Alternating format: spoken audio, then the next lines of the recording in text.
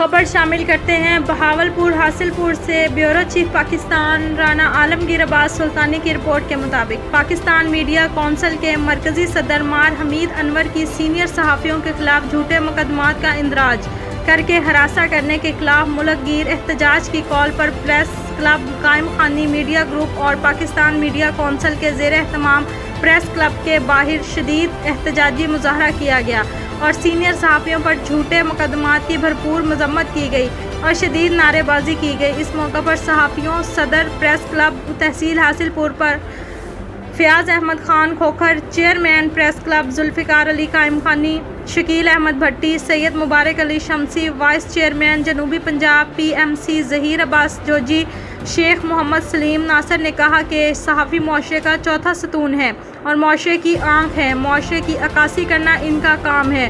हुकूमत बौखलाहट का शिकार हो गई है। सीनियर सहाफ़ियों पर झूठे मुकदमात को फिलफूर खारिज किया जाए, जिसकी हम पुरज़ोर मजम्मत करते हैं, वरना एहतजाज का दायरा कार वसी कर दिया जाएगा और फिर दमादम मस्त कलंदर होगा। ARY न्यूज़ ने हमेशा हक और सच की आवाज़ बुलंद की, जिसकी इसे सज़ा दी जा रही है।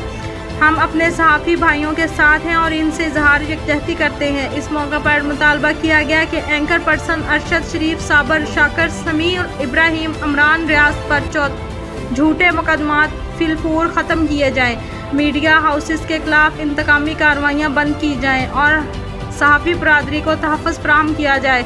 इस मौका पर सहाफ़ी बरादरी कसीर तादाद में मौजूद थी।